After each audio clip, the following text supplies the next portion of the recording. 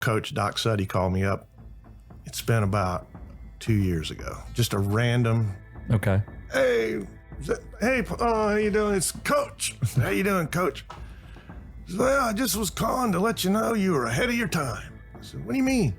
He says, they all play shut now. You want to know how good was Paul Azinger? You expected to see Jack Nicklaus and Lee Trevino talking about him. You clicked the right video, but here's what nobody knows. After the 2023 Ryder Cup in Rome, golf's greatest legends, including Azinger himself, were completely ignored by the modern American team. Not a single person said hello to them. That moment shows exactly why the modern game has forgotten how special Paul Azinger truly was. If you're watching this right now, you know greatness when you see it. Give this video some hype so more people can learn why Azinger belongs among the best competitors golf has ever produced. Number 1 is Lanny Wadkins. He saw something in Azinger that changed American golf forever. Wadkins captained the U.S. Ryder Cup team in 1995 at Oak Hill. His team lost, followed traditional methods, and it failed him. When Azinger got his chance to captain in 2008 at Valhalla, Wadkins was watching very closely. For many decades, American captains used the high-low system for pairings. You took your best player and paired him with your weakest. Your superstar would supposedly carry the rookie, but Wadkins realized the system was fundamentally broken.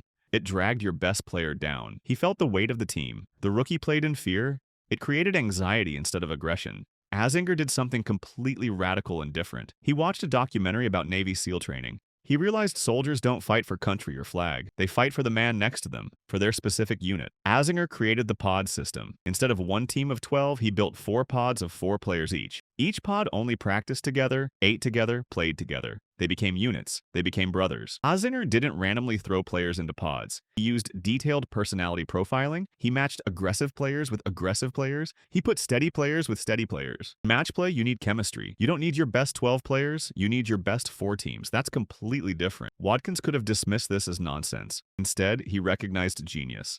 Azinger had broken the European stranglehold. He had won when everything said America should lose. Wadkins, with the humility of a former captain who had lost, deeply respected that strategic courage. Number 2 is Raymond Floyd. He saw in Azinger something modern golf has almost lost. Floyd was famous for the stare. When pressure mounted and a tournament was on the line, Floyd would develop an intense, terrifying look of focus. He didn't care about swing mechanics, cared about one thing: winning. He valued the outcome above everything else. Floyd saw that exact quality in Azinger. He called him a kindred spirit. Floyd recognized the will to win in Azinger, intangible fire you cannot teach. You either have it or you don't. Azinger had it in abundance. On a golf course, Azinger was never the best pure ball striker. Greg Norman hit better shots. Nick Faldo had superior mechanics, but Azinger won 12 times in a major because he possessed something deeper, internal fire that burns hotter than technical skill. There's a specific moment that captures this perfectly. Happened at the 1993 Ryder Cup at the Belfry. The American team was in trouble. Saturday night came and the atmosphere was heavy. Chip Beck, a teammate who had struggled all day with his swing, stood up in the team room. Beck announced, "Boys, the will to win can overcome a mechanical breakdown like I was having today." Everyone laughed because his breakdown was obvious, but Azinger said he was dead right, inspired all of us. That statement inspired the room. That's what a will to win does. Floyd understood this truth because it lived inside him. Other players would panic about swing plane or tempo. Floyd and Azinger operated on pure belief. Sheer desire could force the ball into the hole. This philosophy is the opposite of what plagues modern players. Modern golf is paralyzed by analysis. Floyd and Azinger knew that sometimes you just have to want it more. When Tom Watson built that 1993 Ryder Cup team, he got 2 captain's picks. He chose Wadkins and Floyd. He said, they have heart and guts. They would step in front of a bullet meant for the captain. That's the kind of player Azinger was. He was a foxhole guy. Here you wanted when momentum turned against you. Number 3 is Lee Trevino, the Merry Mex. Trevino rose from poverty to become a 6-time major champion. His game was forged not in country clubs but in high-stakes gambling matches. Trevino played golf like it was a fight. Trevino recognized a kindred spirit in Azinger. He labeled him a street fighter. That's the highest compliment in Trevino's vocabulary.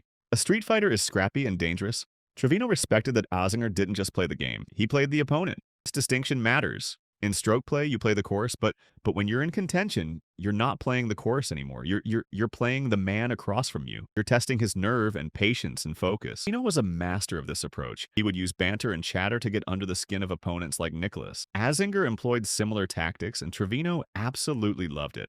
The Street Fighter mentality was on full display during the 1989 and 1991 Ryder Cups, especially in the legendary feud between Azinger and the Seve Ballesteros. The 1991 Ryder Cup at Kiowa Island was called the War on the Shore. Azinger and Ballesteros clashed openly. Azinger accused Sev of coughing during his backswing. Sev accused Azinger of breaking rules about the ball. While the golf establishment was horrified, Trevino loved it. He understood exactly what Azinger was doing. Azinger was engaging in psychological warfare. He knew he couldn't out-finesse Seve. Seve was a magician with a wedge. Azinger dragged Seve into a street fight. He made it personal. He made it ugly. Trevino recognized a fundamental truth most miss. You cannot be a gentleman and a killer simultaneously when a trophy is on the line. Azinger chose to be a killer. His refusal to be intimidated by Seve was exactly what the American team needed. Azinger needed an adversary to reach peak performance. Following the 2023 Ryder Cup, Wadkins revealed something that cut deep. The modern U.S. team had ignored the legends. Trevino, Floyd, and Azinger were not welcomed. Not one person said hello. The legends sat 10 feet from the team room door. This exclusion resonated with Trevino. In his era, the team room was sacred. It was where wisdom was passed down. The modern game has become sterile and corporate. Trevino sees in Azinger the last of a true breed. Number 4 is Gary Player, the Black Knight, a 9-time major champion. Player has always believed in the power of the mind in golf. He's written books about it. He's preached about it his entire life. When Azinger was named captain for the 2008 Ryder Cup at Valhalla, Gary Player saw an opportunity for a complete paradigm shift. Player highlighted Azinger's captaincy as a masterclass in psychology. This wasn't just smart decisions about course setup. This was a captain identifying the root cause of American failure and fixing it. For 2 decades before 2008, Europe had dominated the Ryder Cup. Between 1985 and 2006, Europe won 7 times. America only won 3 times. Europeans were a true team. Americans were just individuals.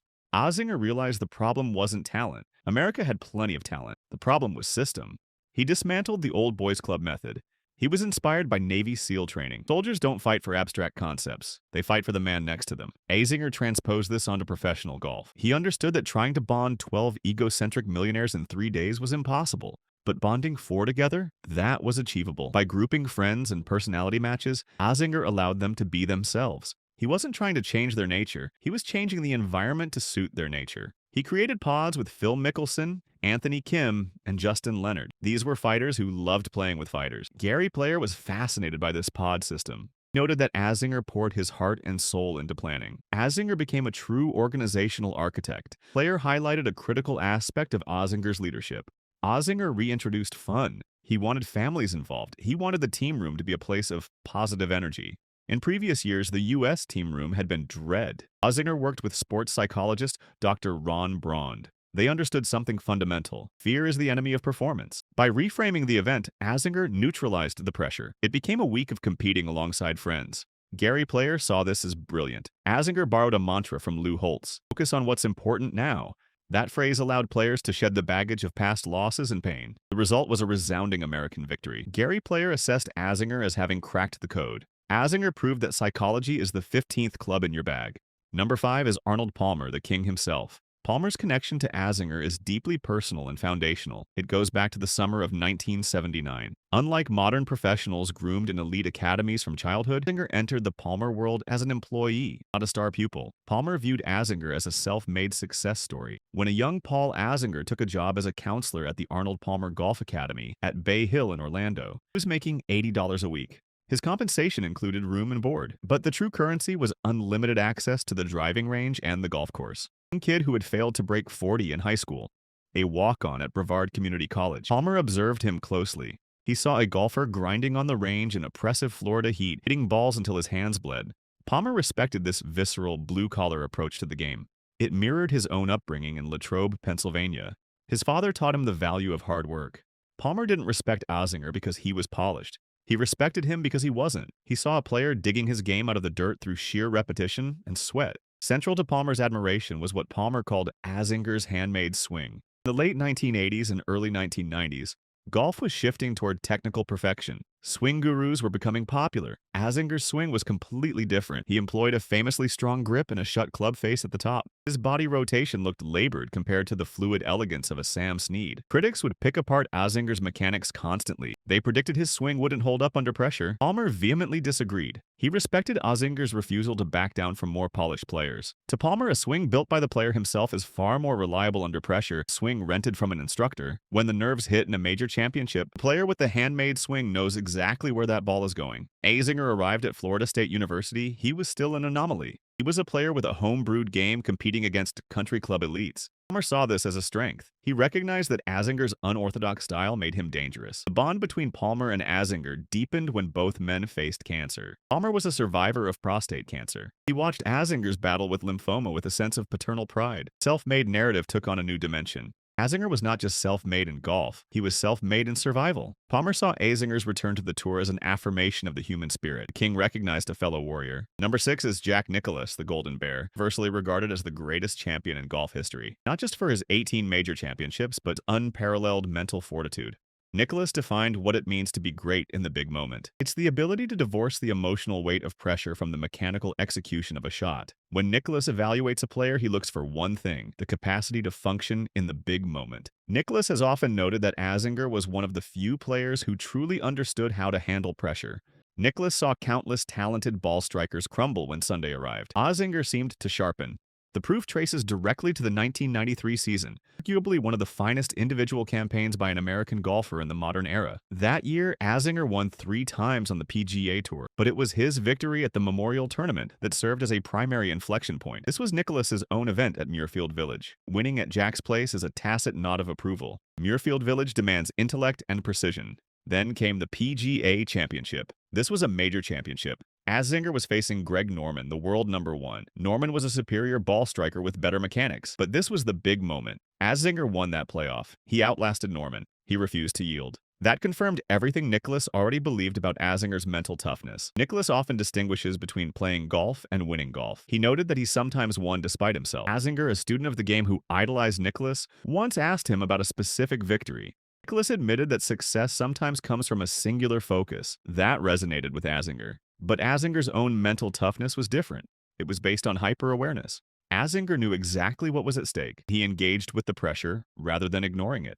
The second dimension of Nicklaus's respect stems from Azinger's battle with cancer. In late 1993, having just won the PGA Championship, Azinger was diagnosed with non-Hodgkin's lymphoma in his right shoulder. The timing was absolutely cruel. At the apex of his powers, he was struck down by a disease that threatened his life. Nicklaus viewed Azinger's struggle through the lens of character. He remarked on Azinger's grit. The ability to endure chemotherapy while watching your body wither and your mind remain competitive requires a reservoir of resilience that far exceeds the demands of sport. Azinger's return to the winner's circle at the 2000 Sony Open in Hawaii happened 7 years after his diagnosis. This stands as one of the great comeback stories in golf. Nicklaus recognized this not merely as an athletic achievement, it was a moral achievement. It proved that the will to win was not conditional. It was intrinsic to Azinger's being. The dynamic between Nicklaus and Azinger reveals the evolution of the American professional golfer.